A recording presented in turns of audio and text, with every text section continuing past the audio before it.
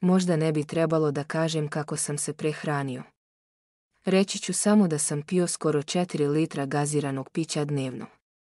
Obožavao sam to, ali nisam popio ni kap u posljednjih 1,5 dana. Na početku karijere, Nikola Jokić bio je pod ogromnim pritiskom da se menja, i to ne samo na terenu, već i u svom životu, jer je morao da se izbori sa viškom kilograma koji je pretio da uništi njegovu karijeru. Iako su ga svi kritikovali zbog toga što nije atletski građen, Jokić je svojim jedinstvenim stilom igre postao jedan od najboljih košarkaša u istoriji, dok su svi ostali mislili da je jednostavno prevelik za poziciju centra. Nikola Jokić nije postao šampion samo zbog svog talenta, već zbog nečega mnogo važnijeg, mentalne snage da se suoči sa izazovima, da se menja i da ostane veran sebi u svakom trenutku.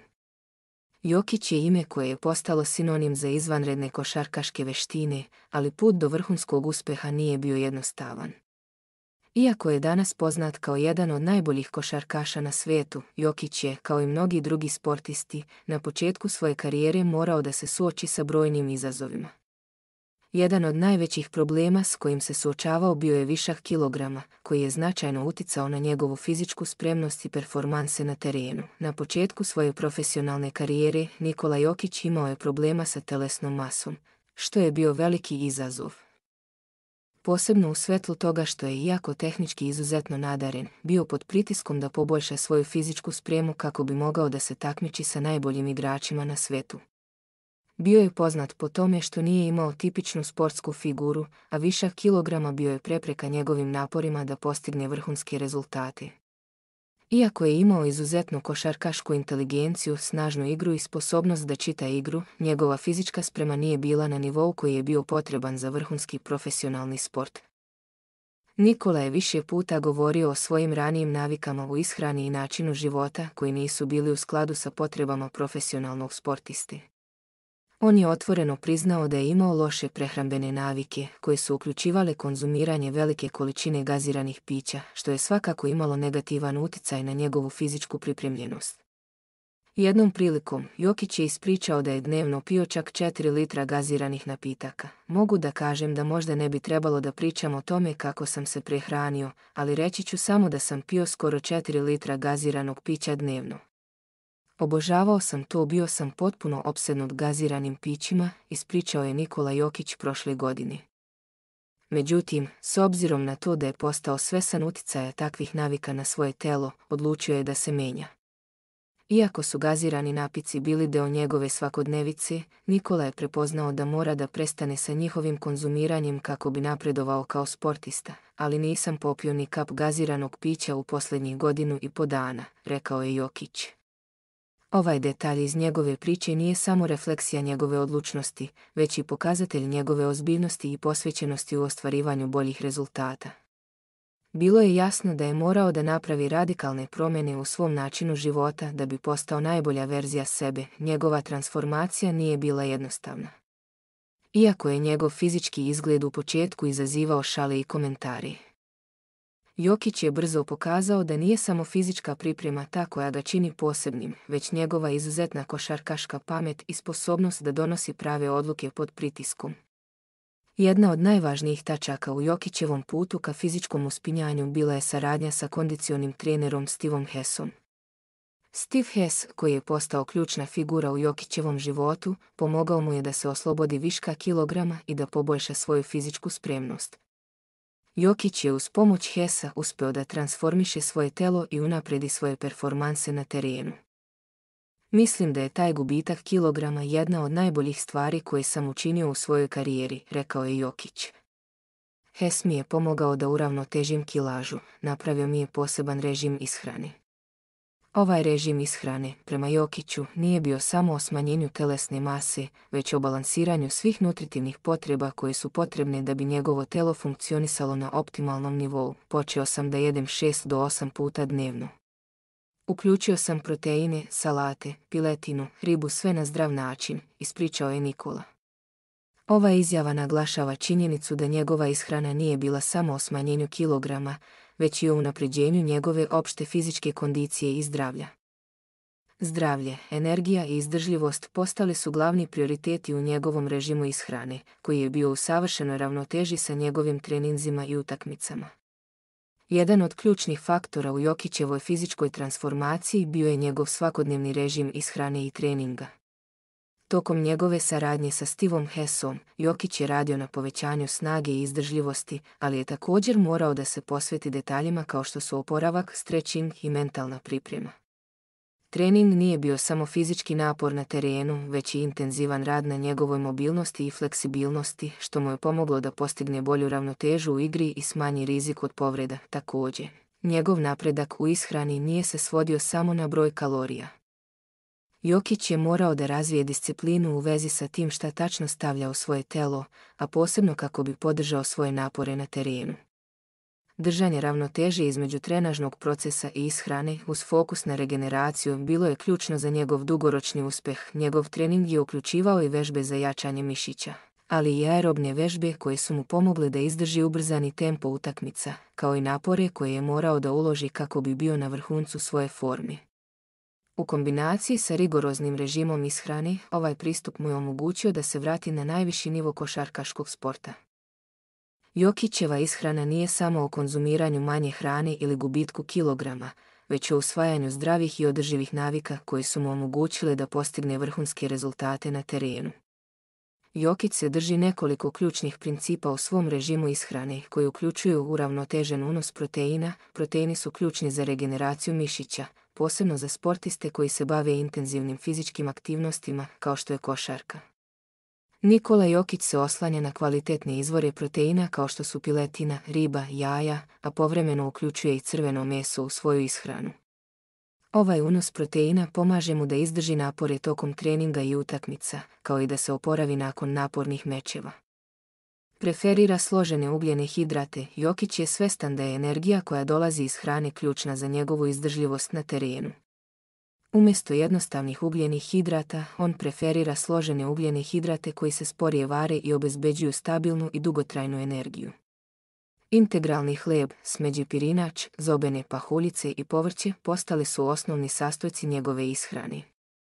Ovi ugljeni hidrati pomažu mu da izdrži dugačke treninge i mečeve. Puno voća i povrća. Jokić također puno pažnje posvećuje unosu voća i povrća, jer su oni bogati vitaminima, mineralima i antioksidantima koji su od presudne važnosti za oporavak mišića i održavanje dobrog zdravlja.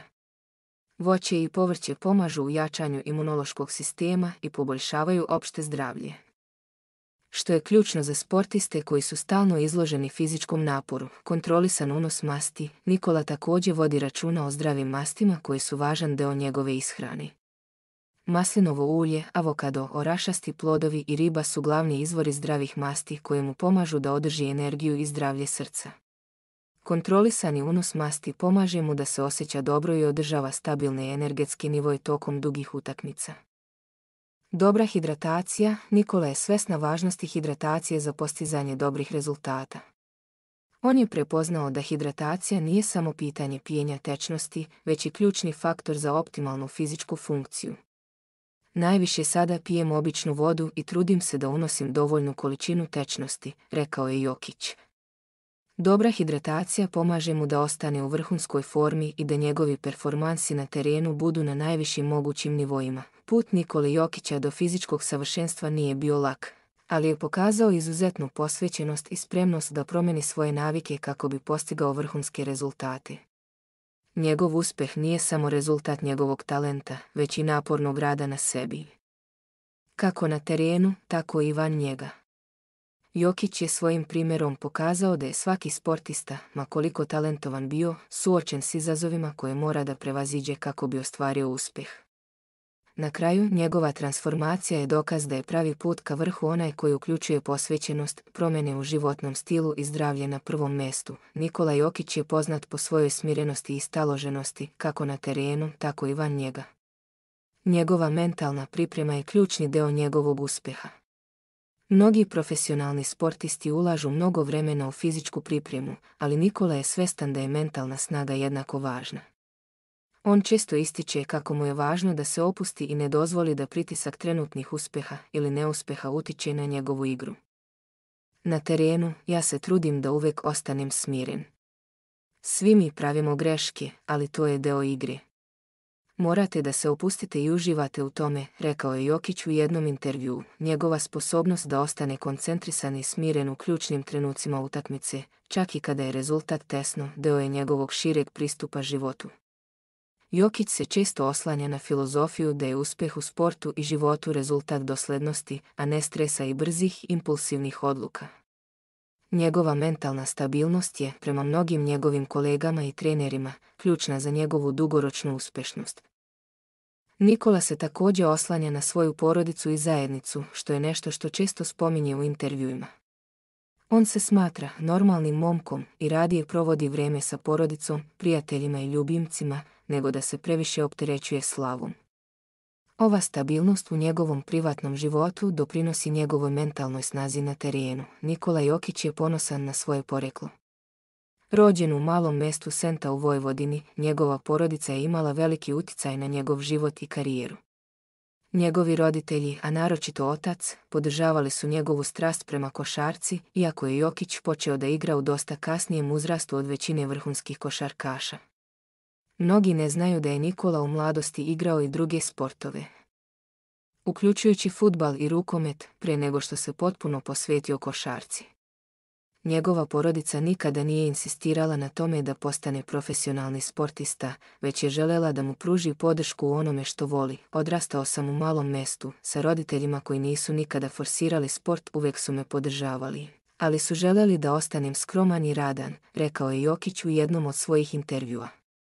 Ova porodična vrednost koju Nikola nosi sa sobom često ga podsjeća na to da nije došao do vrha zbog sreće, već zbog napornog rada i truda. Iako Jokić sada živi u Sjedinjenim Američkim Državama i igra za Denver Nuggetse, nikada nije zaboravio svoje korijene i uvijek je naglašavao koliko mu je važna povezanost sa njegovim rodnim mjestom. Nikada ne zaboravlja da pošalje pozdrave svojoj porodici, prijateljima i navijačima u Senti, a često se povremeno vrati u svoje rodno mjesto. Nikola Jokić je postao uzor mnogim mladim sportistima širom sveta. Njegova priča o upornosti, hrabrosti i spremnosti da se suoči sa izazovima može biti inspiracija svakom mladom sportisti koji želi da postigne nešto veliko. Jokić je više puta govorio o tome da mladi sportisti ne treba da se fokusiraju samo na talent, već i na disciplinu, radnu etiku i konstantno usavršavanje. Talent je nešto sa čim se rađate, ali rad i disciplina su ono što vas vodi ka uspehu. Verujte u sebe, radite svaki dan i ne bojte se da napravite greške. To je deo procesa, rekao je Jokić. Njegov savjet za mlade je da nikada ne zapostavljaju svoje zdravlje. Iako sport može biti izazovan, fizička i mentalna priprema su ključne za dugoročni uspjeh. Jokić također naglašava važnost balansiranja sporta sa životom van njega, uključujući školu, društveni život i opuštanje. Nemojte se fokusirati samo na sport, učite, budite dobri ljudi i uživajte u životu, dodao je Jokić, ukazujući na to da je balans između sporta i drugih aspekata života ključan za održavanje motivacije i zdravlja. U toku godine, Nikola Jokić se susreće sa različitim vrstama izazova, kako fizički, tako i mentalno. Njegova ishrana igra ključnu ulogu u tome da ostane u vrhunskoj formi. Iako je već spomenuo osnovne principe ishrane, on se povremeno oslanja i na suplementaciju, kako bi obezbedio da mu ne manjka ni jedan bitan nutrijent, posebno kada je u pitanju intenzivan trening ili sezona punih utakmica. Kada je u pitanju suplementacija, Jokić je vrlo pažljiv u odabiru proizvoda koje koristi.